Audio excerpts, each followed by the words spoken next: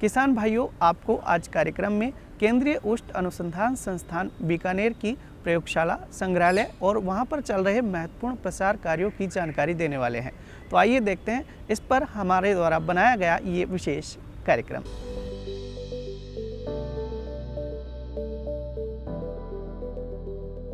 नमस्कार सभी ऊंट पालक भाइयों और बहनों को। आज हम राष्ट्रीय उष्ट अनुसंधान केंद्र बीकानेर के कैमल म्यूजियम में हैं। राष्ट्रीय उष्ट अनुसंधान केंद्र बीकानेर की स्थापना 5 जुलाई 1984 को प्रोजेक्ट डायरेक्टरेट ऑन कैमल के रूप में भारतीय कृषि अनुसंधान परिषद के अंतर्गत हुई। 20 सितंबर 1995 को यह क्रमोन्नत होकर के राष्ट्रीय उष्ट अनुसंधान केंद्र बीकानेर के रूप में स्थापित हुआ। यहाँ पर सालाना हजारों की संख्या में पर्यटक आते हैं और इस म्यूजियम के अंदर ऊँटों के इतिहास, ऊँटों से बने उत्पाद, चाहे वो चर्म के उत्पाद हो या हड्डियों से बने उत्पाद, उनकी प्रदर्शनी का अवलोकन करते हैं। भारतवर्ष में ऊँटों की कुल 9 ब्रीड रजिस्टर्ड है। उनमें से 4 ब्रीड ऐसी है जो राष्ट्रीय उष्ट अनुसंधान केंद्र बीकानेर में संरक्षित की गई है। उनमें पहली ब्रीड है बीकानेरी, दूसरी ब्रीड है जैसलमेरी, तीसरा मेवाड़ी और चौथा कच्छी ब्रीड। ये 4 ब्रीड राष्ट्रीय उष्ट अनुसंधान केंद्र के म्यूजियम में प्रदर्शित की गई है। इसके साथ ही लद्दाख में पाई जाने वाली 2 कुबड़िए ऊँट डबल हम्प्ड कैमल भी यहाँ पे प्रदर्शित किया गया है, जिसकी संख्या लगभग मात्र 400 रह गई है और वो सिर्फ नुब्रा वैली लद्दाख में पाई जाती है। म्यूजियम में आपको ऊँट की हड्डियों से बने उत्पाद देखने को मिलेंगे, जिसमें हड्डी से बने खिलौने, फ्लावर पॉट और विभिन्न प्रकार के उत्पाद आप देख सकते हैं। उसके साथ ही आपको यहाँ पर उसके लेदर से बना हुआ एक उस्ता कला, जिसको भारत सरकार ने जियोग्राफिकल इंडिकेशन यानी कि जीआई टैग दिया है, वो भी आप यहाँ पे देख सकते हैं। उस्ता कला में क्या होता है कि जो कैमल का लेदर है उसके ऊपर सोने की क्राफ्टिंग की जाती है। तो ये एक बीकानेर का विशिष्ट उत्पाद है जो ऊँट की लेदर से के ऊपर आर्ट वर्क से बनता है। ऊँट का जो चर्म है, चमड़ा है, वो उस्ता कला के अलावा अदर जो प्रोडक्ट भी इससे बनाए जाते हैं, जिसमें से कुछ है हैंड बैग्स और साथ में हमें सामान के लिए दूसरे बैग्स भी इससे बनते हैं जो म्यूजियम में डिस्प्ले किए गए हैं। ये कुछ इसके हैंड बैग्स डिस्प्ले किए गए हैं। उसके अलावा ऊँट के स्किन से ऊँट के छोटे छोटे अपने को खिलौने भी देखने को मिलेंगे।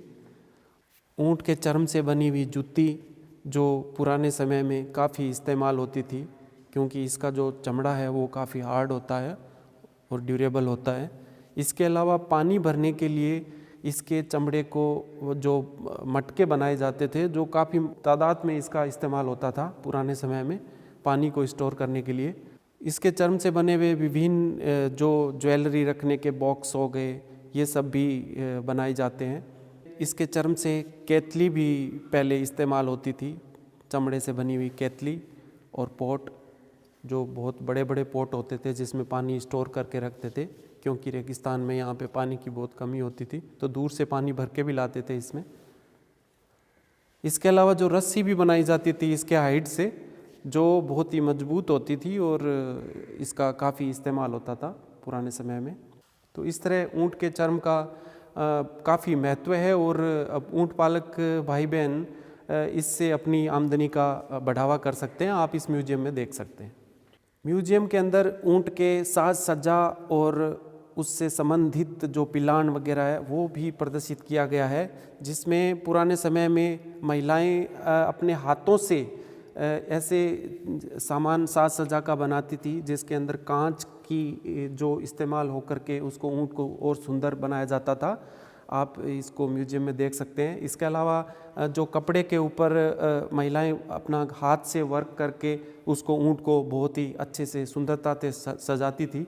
जो आप हमारे यहाँ पे जो कैमल फेस्टिवल होता है उसमें भी ऊँट साज सजा प्रतियोगिता में ऊँटों को देख सकते हैं, जिसके अंदर इन साज सजा सामानों का काफ़ी इस्तेमाल होता था, जिसके अंदर घुंघरू लगाए जाते थे जो उनके पैरों में बांधे जाते थे, ताकि ऊँट जब नृत्य करता था तो उस घुंघरू की आवाज़ से राजस्थान का जो गौरव है वो हमें एक इतिहास और अपनी शान का प्रतीक प्रदर्शित होता था। ये ऊँटों में उपयोग होने वाला पिलान है, जो जब हम कैमल कार्ट पीछे या ऊँट गाड़ा जब जोड़ते हैं तो ऊँट के ऊपर इस पिलान को रखा जाता है, फिर उसके ऊपर गाड़े को उससे जोड़ा जाता है, तो उसमें ये इस्तेमाल होता है। तो ये एक छोटा पिलान यहाँ पे एक सुंदर प्रतीक के रूप में दिखाया गया है कि कैसे पिलान है वो ऊँटों में इस्तेमाल होता है, इस म्यूजियम में प्रदर्शित किया गया है। इसकी चमड़ी के अलावा जो कैमल की बाल है या ऊन है उसका इस्तेमाल भी कई उत्पाद बनाने में किया जाता है, जिसमें शॉल है, जिसमें ये कैमल की जो सीधा अगर हम बालों का इस्तेमाल करें तो वो काफ़ी हार्ड होते हैं, तो इसको मिक्स करके भेड़ की ऊन के साथ मिक्स करके ज़्यादातर उत्पाद बनाए जाते हैं, जिसमें शॉल हो गया, जैकेट हो गई, ऐसे कई उत्पाद हैं। और पुराने समय में बैठने के लिए जो अपने घरों के अंदर दरी के रूप में इसको बनाया जाता था, इसके कैमल के ऊन को इस्तेमाल करके। ऊँट के बालों से या उसकी ऊन से कंबल बनाए जाते थे, जो बहुत ही सर्दी के अंदर रेगिस्तान में ठिठुरती कड़ाके की सर्दी में एक बहुत ही गर्म रहते हैं, और ऐसे कंबल भी इससे बनते हैं। इसके अलावा जो बिछाने के लिए चटाई वगैरह जो बनती थी, दरियाँ बनती थी, ऐसी इसका बालों का इस्तेमाल हो सकता है। और ऊँट पालक ये ना समझे कि उनके जो बाल हैं जो वेस्ट चले जाते हैं, वो अपनी आमदनी को बालों को बेच करके अपना आमदनी बढ़ा सकते हैं, क्योंकि इसका इस्तेमाल भेड़ की ऊन के साथ मिला के जब हम करते हैं तो बहुत ही सॉफ्ट और मुलायम कंबल हो गए, ये ब्लैंकेट हो गए, ये सब बनाए जा सकते हैं।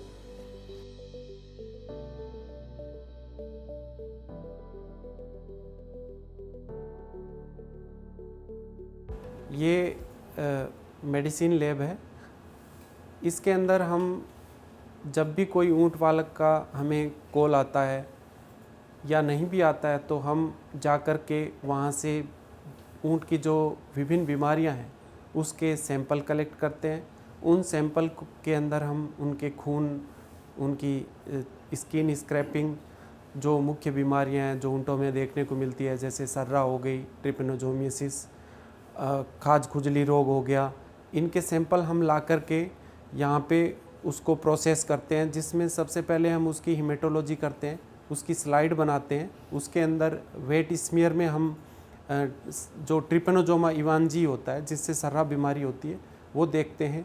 उसके अलावा स्मीयर बना करके उसमें और उसको कंफर्म करते हैं। हमारे पास यहाँ पे इन बायोकेमिकल और हीमेटोलॉजिकल मेथड के अलावा हम उसकी पहचान जो है सीरोलॉजिकल टेस्ट से भी करते हैं। सीरोलॉजिकल टेस्ट में एलाइजा मेथड है, उससे करते हैं। फिर मोलिकुलर कंफर्मेशन के लिए हमारे पास यहाँ पे सुविधा है कि पीसीआर आप देख सकते हैं, जिसमें एक टेक्निक है पॉलीमरेज चेन रिएक्शन, जिसमें हम जो सैंपल है उसके अंदर उस रोगाणु की कितनी मात्रा है उसको एम्पलीफाई करते हैं। डीएनए या आरएनए की जो उसकी क्वांटिटी है उसको एम्पलीफाई कर सकते हैं। इसके अतिरिक्त फर्दर उसको क्वांटिफाई करने के लिए रियल टाइम पीसीआर की भी सुविधा है, जिसके अंदर हम, जैसा कि आपने देखा था कि इंसानों के अंदर जब कोविड हुआ था तो हम जो एक टूल जो टेस्ट जो यूज़ करते थे कंफर्मेशन के लिए, वो रियल टाइम था। उसी तरह से एनिमल्स के अंदर भी हम रियल टाइम तकनीकी का बहुत इस्तेमाल करते हैं किसी भी बीमारी का एक आणविक कंफर्मेशन के लिए।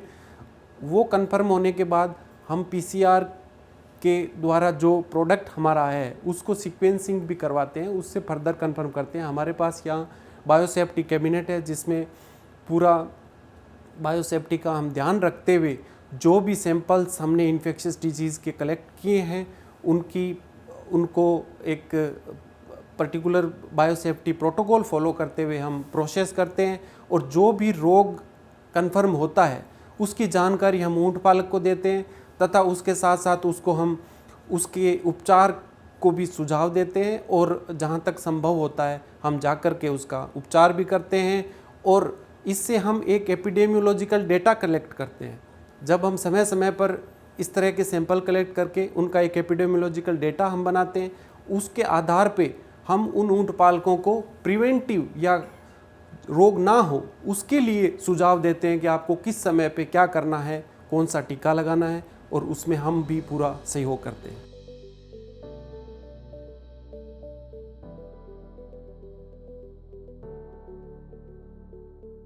जब हम खून के नमूने लाते हैं तो सबसे पहले इसके अंदर उसको सेंट्रीफ्यूज करते हैं ताकि हम प्लाज्मा या सीरम को सेपरेट कर सकें। हमारे पास जो माइक्रो सेंट्रीफ्यूज है, एक मिनी सेंट्रीफ्यूज होती है जिसके अंदर हम उसके क्वांटिटी को हाई आरपीएम पे जब हमें सेंट्रीफ्यूज करना होता है तो इस्तेमाल करते हैं। उसके अलावा ये पीसीआर मशीन है, पॉलीमरेज चेन रिएक्शंस, जिसके अंदर हम प्रोडक्ट को उसके न्यूक्लिक एसिड जो है डीएनए या आरएनए उसको एम्पलीफाई करने के लिए इस्तेमाल करते हैं।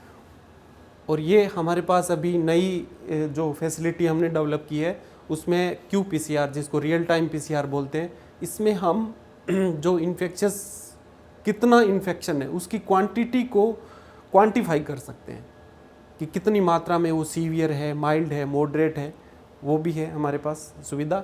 और जो PCR के जो प्रोडक्ट हैं उसको हमें जेल बैंड को देखने के लिए हमारे पास जेल डॉक्यूमेंटेशन सिस्टम है। जेल डॉक्यूमेंटेशन सिस्टम के जो अंदर हम जब जेल को देखते हैं यूवी के अंदर, तो ये आप देख सकते हैं कि ऊँटों में एक कंटाजियस इक्थाइमा नामक बीमारी होती है, उसके बैंड है।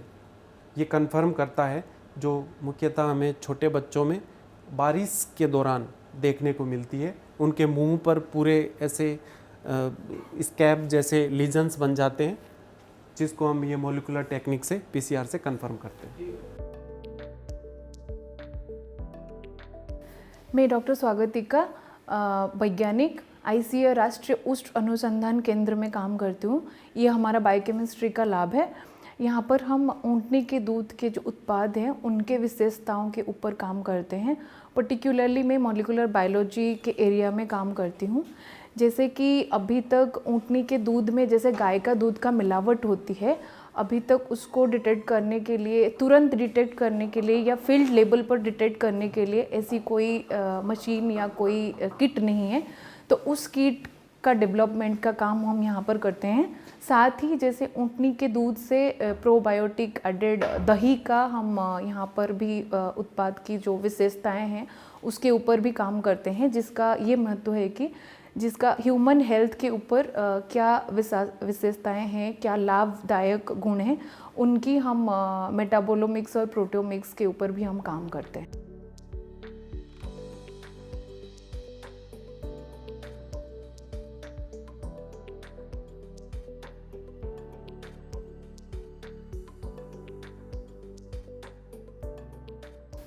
हमारे पास इस बायोकेमिस्ट्री लैब में कई तरह की एडवांस्ड मशीन हैं जो कि मॉलिक्यूलर बायोलॉजी वर्क के लिए हम जिसका उपयोग करते हैं।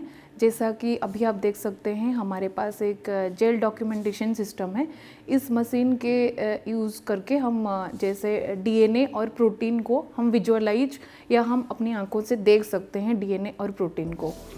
साथ ही हमारे पास जैसे कि वेस्टर्न ब्लॉट और जेल इलेक्ट्रोफोरेसिस के मशीन जो आप अभी स्क्रीन पर देख सकते हैं, इस मशीन के सहायता लेकर हम जैसे ऊँटनी के दूध में कौन से प्रोटीन है उसकी पृथक्कीकरण और दूसरे प्रोटीन का क्या विशेषताएं हैं, और साथ में जैसे गाय का दूध और ऊँटनी के दूध के जो डिफरेंसेस है उसको हम इस मशीन के यूज करके हम एनालिसिस कर सकते हैं। ये जो मशीन आप देख रहे हैं ये है हाई परफॉर्मेंस लिक्विड क्रोमेटोग्राफी या कि HPLC। इस मशीन को यूज करके हम दूध में या किसी भी लिक्विड में कोई पर्टिकुलर आपको मॉलिक्यूल आइसोलेट करना है तो वो हम कर सकते हैं। उसके बगल में हमारे पास एक और मशीन है जो है मल्टीप्लेट रीडर। इसमें हम एकदम माइक्रो लेवल में किसी प्रोटीन या फिर किसी मॉलिक्यूल को हमें क्वांटिफाई करनी है तो वो हम कर सकते हैं।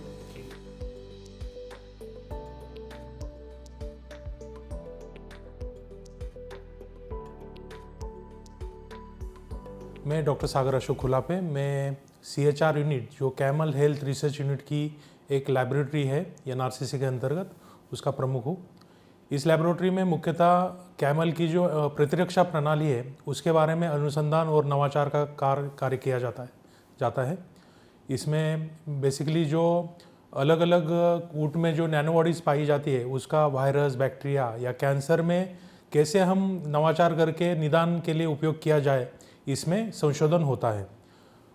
हमने आज तक इस लैबोरेटरी के माध्यम से जो बीट्स पिलानी है, IISc है, ऐसे अलग अलग देश के प्रमुख संस्थानों के साथ मिलकर अलग अलग डायग्नोस्टिक किट बनाए हैं जो अभी प्रचलन में और ह्यूमन हेल्थ में डायग्नोसिस के लिए उपयोग में लाए जाते हैं। इसके अलावा संस्थान में पिछले 1 साल में नेव कैमिलिड एंटीबॉडीज़ के पर भी अपना कार्य प्रस्तुत किया है, जिसके अंतर्गत हमें जो मर्स कोरोना वायरस है उसके लिए भी एंटीबॉडीज़ हमें मिली है और उसके संदर्भ में अगला कार्य जो रिकमेंडेड एंटीबॉडी प्रोडक्शन और डायग्नोसिस में यूसेज है वो हम कर रहे हैं। धन्यवाद। मेरा नाम मित्तुल कुमार है। मैं यहाँ पे डेयरी रसायन डिसिप्लिन का वैज्ञानिक हूँ। यहाँ पे मैं dairy technology and processing unit में अभी कार्यरत हूँ। तो NRCC में करीब 300-350 कैमल पाए जाते हैं। उसमें से जो दूध देने वाले कैमल है वो करीब 25 से 30 की संख्या में रहते हैं और उसमें से प्रतिदिन 80 से 100 लीटर दूध का उत्पादन होता है। तो इस दूध में से हम विविध प्रकार के डेयरी प्रोडक्ट्स बनाते हैं। तो जैसे कि आप यहाँ पे देख सकते हो, ये कैमल मिल्क में ऊँटनी के दूध में से फ्लेवर मिल्क बनाया गया है। इसके अलावा यहाँ पे हम कैमल मिल्क का छाछ भी बनाते हैं। इसके साथ साथ camel milk kulfi, camel milk ice cream भी जैसे विविध प्रकार के दूध के उत्पाद यहाँ पे बनाए जाते हैं। हमने लास्ट में कैमल मिल्क का दूध का पाउडर भी रिसेंटली लॉन्च किया है, जिसका सेल्फ लाइफ 6 साल का है। ज़्यादातर मार्केट में जो पाउडर अवेलेबल है वो स्प्रे ड्राइड करके बनाया गया है, मतलब उसको गर्म करके बनाया गया है।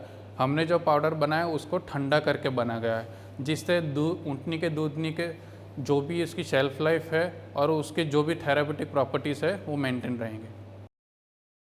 किसान भाइयों, आशा करते हैं कि आपको आज का कार्यक्रम पसंद आया होगा और आप दी गई जानकारी का लाभ उठाएंगे। फिर भी आपके मन में कोई सवाल है तो आप हमें पत्र लिख सकते हैं। हमारा पता है कार्यक्रम कृषि दर्शन, दूरदर्शन केंद्र, झालाना डूंगरी, जयपुर।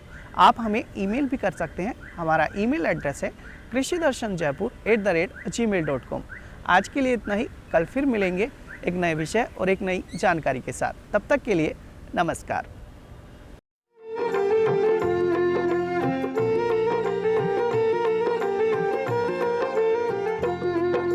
प्रगति और विकास का, आस और विश्वास का, जन जन के जीवन की खुशहाली का दर्पण, जन जन के जीवन की खुशहाली का